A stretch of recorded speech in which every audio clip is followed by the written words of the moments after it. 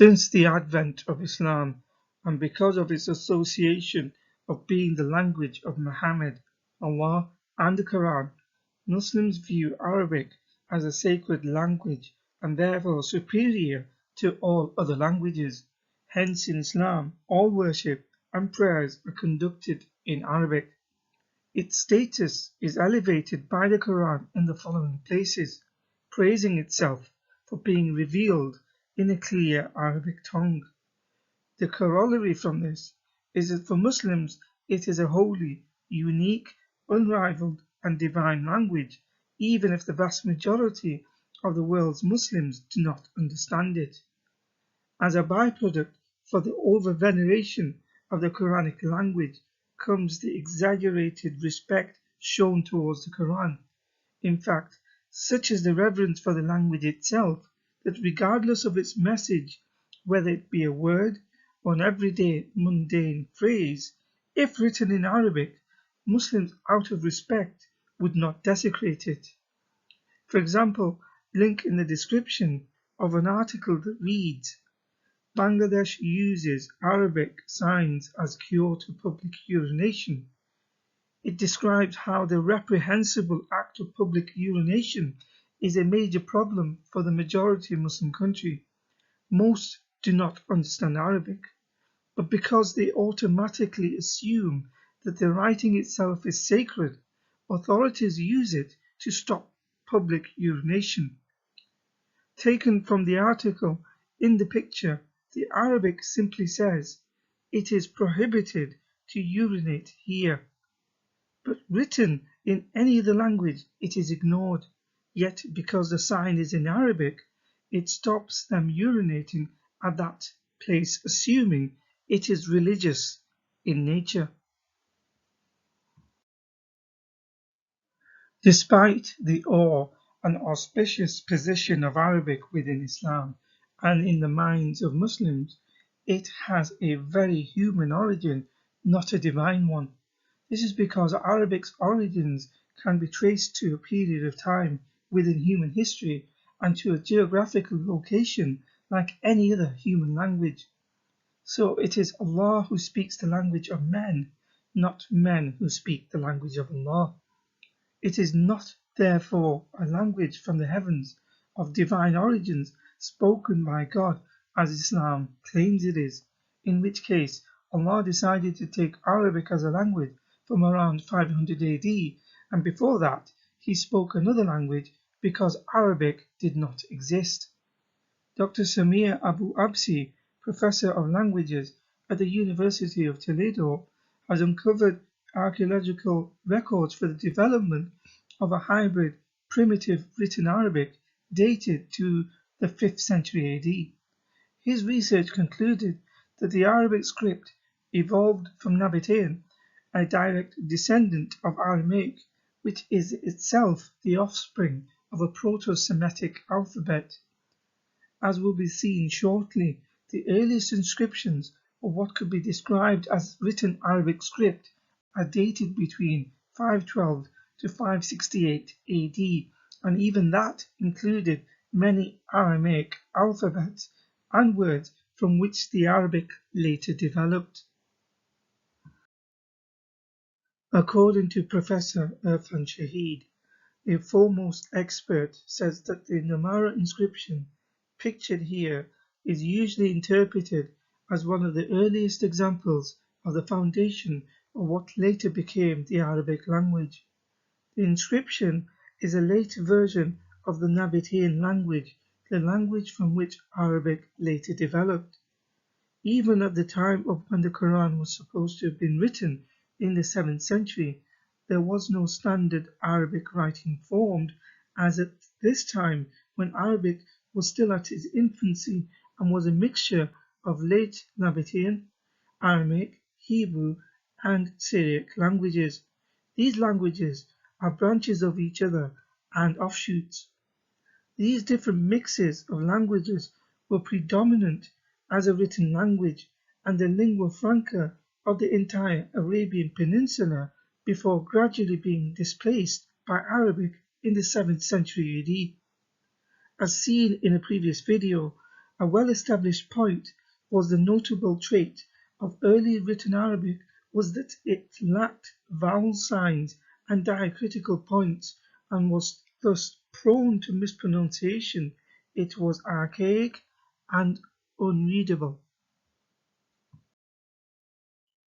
It was from around the 4th century AD where the Nabatean script starts to evolve into a recognizable Arabic script, although it is still not readable to today's Arabs.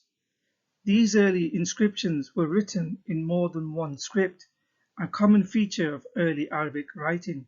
For example, an undotted 17-letter Arabic script dating to the 6th century AD has been found at 4 locations in Syria. One of the earliest is from Zabad, pictured here, found in a town near Aleppo, Syria.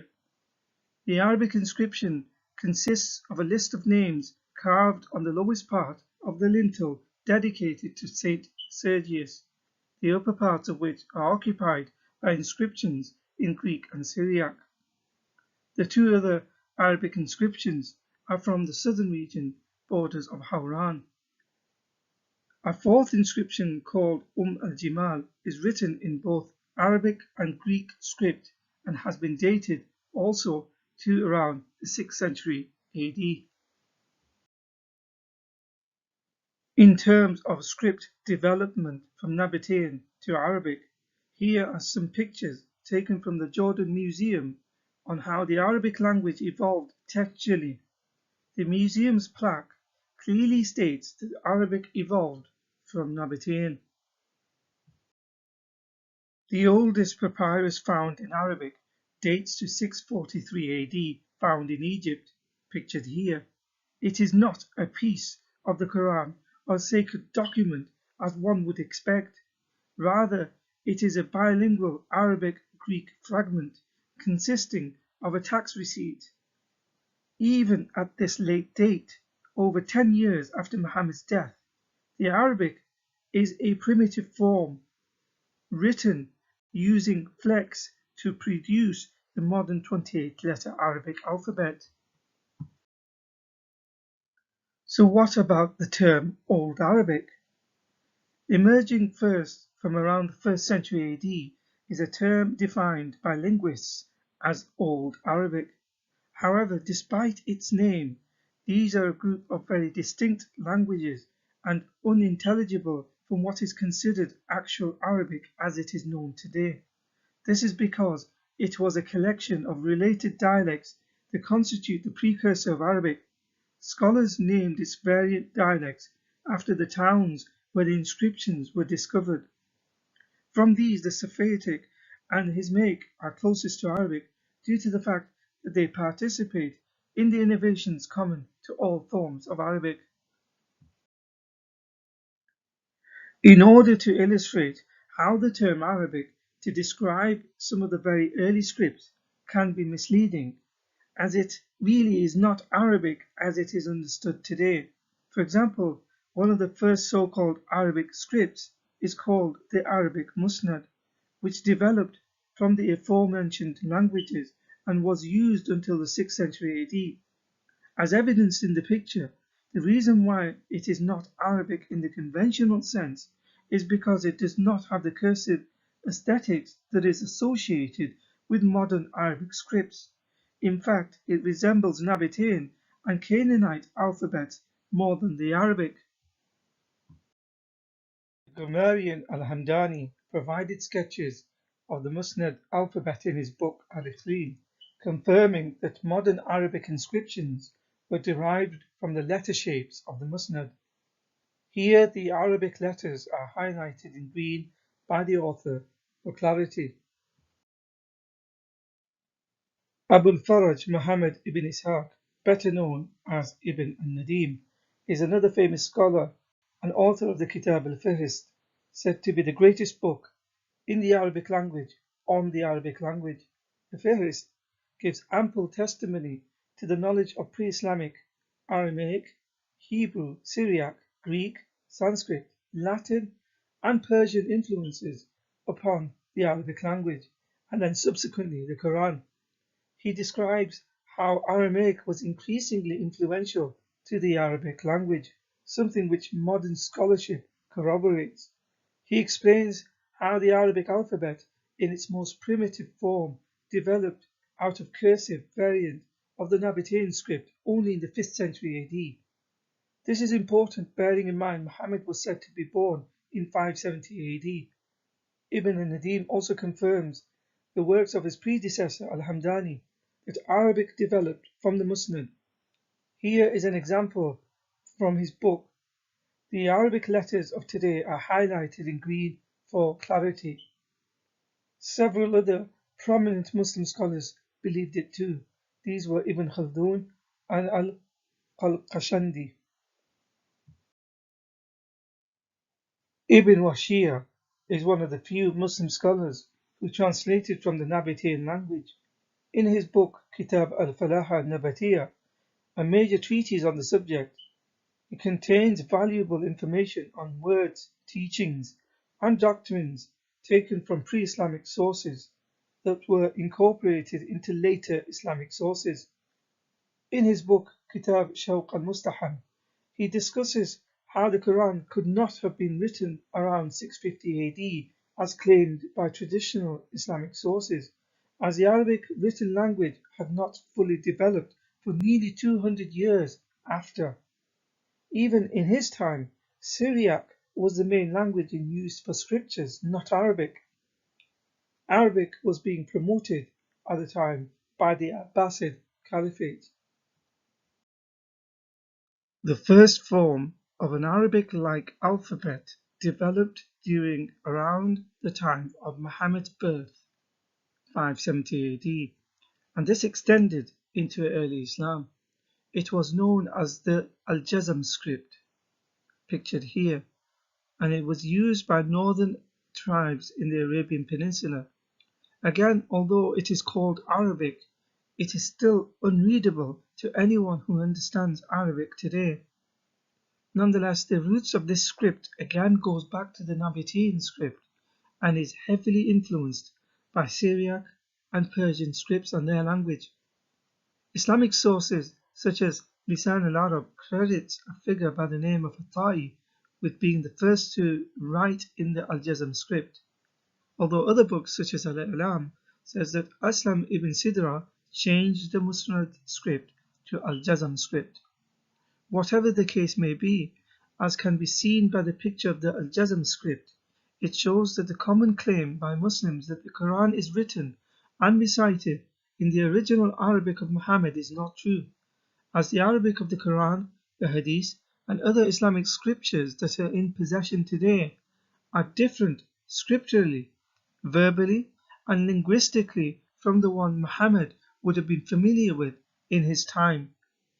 As these scriptures in possession today are written in an Arabic form that is some 200 to 300 years later and back projected to Muhammad's time into an Arabic version that did not exist during Muhammad's time. Even modern academics also attest to this.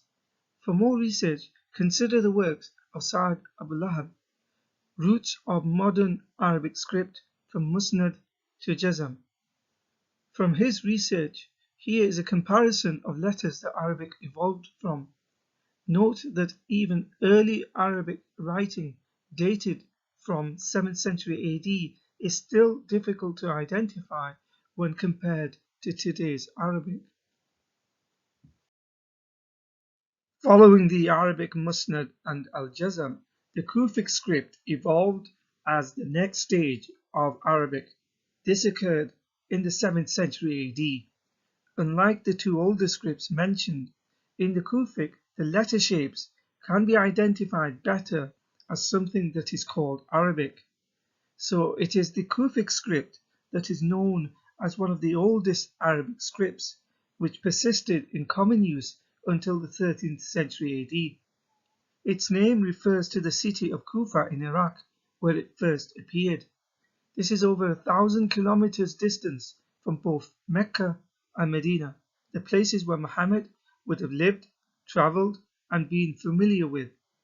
Even then, in the early stages of its development, The Kufic script is difficult to read for even an Arab expert, as it did not include the distinguishing dots and diacritics that are known in modern Arabic scripts.